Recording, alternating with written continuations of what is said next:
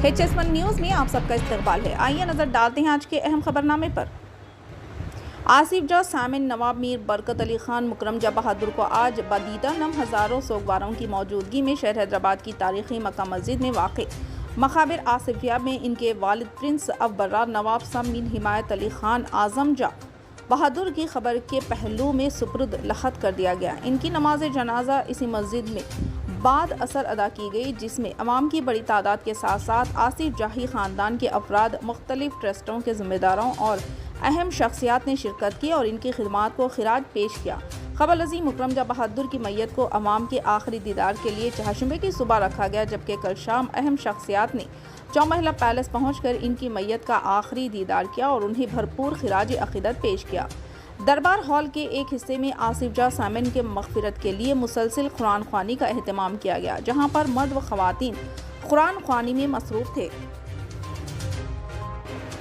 PS Kanchanbagh गश्त की duty अंजाम दे रहे थे कि उन्हें 3 से 5 साल की उम्र के 3 बच्चे मिले, जो जाफरिया मस्जिद फैसलबंदा के इलाके में मशकूक अंदाज में घूम रहे थे। फौरी तौर पर PV1 का अमला बच्चों से पूछ-गुछ कर रहा था, लेकिन वो अपने नाम जाहिर करने से खासिर थे और उन्हें अपने पते की तफसीलात भी याद नहीं थी। इसके बाद ASIM नागेंद्र ने PV1 अमले के साथ मुकामी अफराद और आसपास के इलाकों से इनके ठिकाने के बारे में दरियाफ्त किया और ASIM नागेंद्र और PV1 के अमले ने बच्चों के अफराद ख़ानदान का सुराग लगाया और बाहिफाजत इनके हवाले कर दिया। राष्ट्रीय स्वयं सेवक संघ RSS के सुरसिंग चालक मोहन भगवत बंगाल के 5 रोज़ा दौरे पर चहारशंबे की सुबह कोलकाता पहुंच गए। वह सुबह 5:15 बजे जगदलपुर एक्सप्रेस से हावड़ा स्टेशन पहुंचे और यहां से सड़क के जरिए कोलकाता के केशव भवन में सिंह के दफ्तर पहुंचे। सिंह के सरबराह डॉक्टर भगवत ने इस दौरान नामनिगारों से बात नहीं की।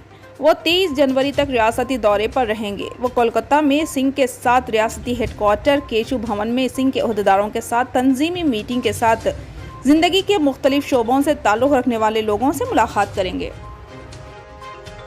वादी कश्मीर में अगरचे मौसम सरमा में मामूलात ज़िंदगी में ठहराव सा आ जाता है, ताहम बांडीपोरा के सरहदी इलाके ग्रेज में मुकामी नौजवान मनफी दर्ज हरारत के चलते जमी हुई बर्फ पर क्रिकेट टूर्नामेंट मुनक़िद करते हैं। शुमाली कश्मीर के ज़िले बांडीपुरा से 85 किलोमीटर की दूरी पर वाक़ वादी ग्रेज दिलकश और खूबसूरत मंजर पेश करता है। इसी वक्त पूरी ग्रेज वादी बर्फ़ की मोटी चादर में लिपटी हुई है। वादी ग्रेज में इस वक्त 2 से 3 फीट बर्फ़ जमी हुई है, जबकि मनफी दर्ज हरारत और एक पिस्ता हवाओं की वजह से लोग ज़्यादातर घरों में ही रहना पसंद कर रहे हैं। ताहम ग्रेज के नौजवान कठिन मौसमी हालात में जमी हुई बर्फ़ पर क्रिकेट टूर्नामेंट मुनक़िद करते हुए यख पिस्ता हवाओं और मनफी दर्ज हरारत को खातिर में ना लाते हुए नौजवान धूप निकलते ही मरकोट नामी इलाके का रुख करते हैं और यहाँ पर एक बाज़ाब्ता तौर पर क्रिकेट टूर्नामेंट का इनेकाद करते हैं। BJP MP तेजस्वी सूर्या, जो इंडिगो फ्लाइट में सफ़र कर रहे थे, ने सीट के साथ वाला इमरजेंसी दरवाज़ा खोला।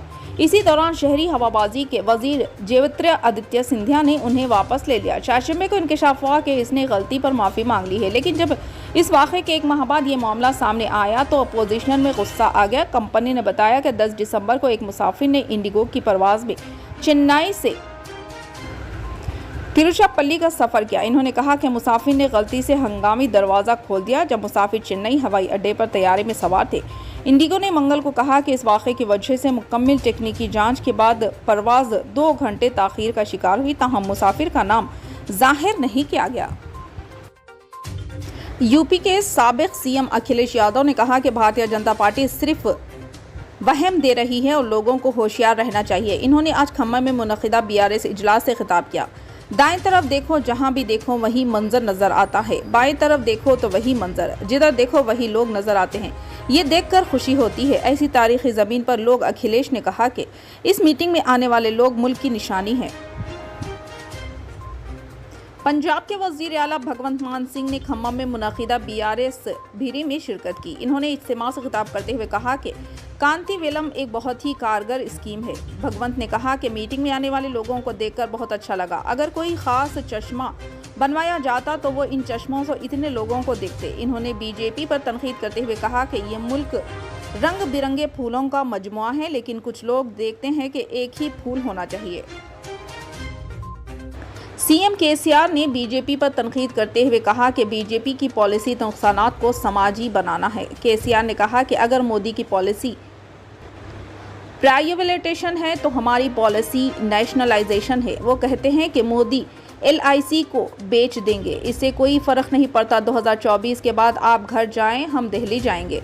हम जमानत के तौर पर LIC और पब्लिक सेक्टर को वापस लेंगे। LIC भाइयों के पास 42 लाख करोड़ की जायदाद है, लाखों की तादाद में एजेंट और मुलाजमीन है।